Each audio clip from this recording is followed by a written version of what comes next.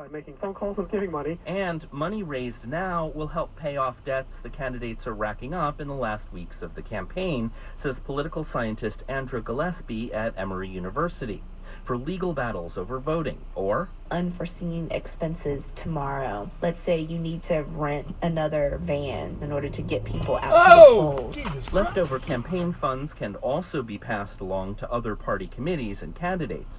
But Bert Johnson says mostly campaigns try to spend down their balances. If you end the campaign with a lot of money in the bank, you're doing it wrong, especially if you're on the losing side. So you could have spent more and perhaps done a little bit better, but didn't. Which he says is one reason campaigns actually try to finish the race in debt. I'm Mitchell Hartman for Marketplace. About some of those early voting numbers I mentioned, Latinos are one of the fastest growing sectors of the American electorate, especially in some of the battleground states. But if you pay too much attention to national polls, you might not have a sense of who the Latino population is voting for or whether they're even voting at all. Marketplace's Andy Euler reports that making those national polls accurate is not only costly, but also culturally difficult to get right. At this point in November, you've seen 1 million polls. Who's voting for each candidate, often broken down into income, gender, race.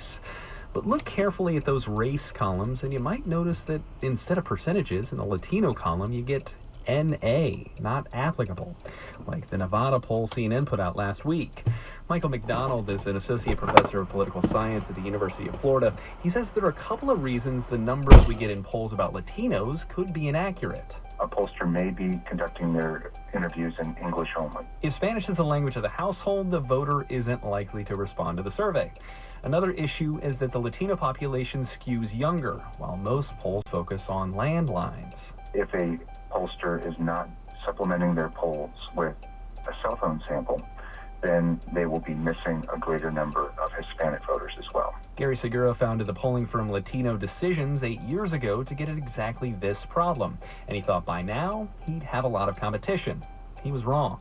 Everyone has the capacity to do this, and if they read any of the academic literature on it, they certainly know it has to be done, but that doesn't mean they're going to do it. He says hiring bilingual callers is a bit more expensive, but provides more accurate data. And he says most major media outlets aren't ignoring the Latino population on purpose. They're just taking shortcuts.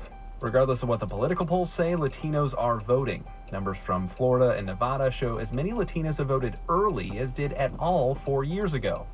I'm Andy Euler for Marketplace. All right, enough politics for now. How about some escapism?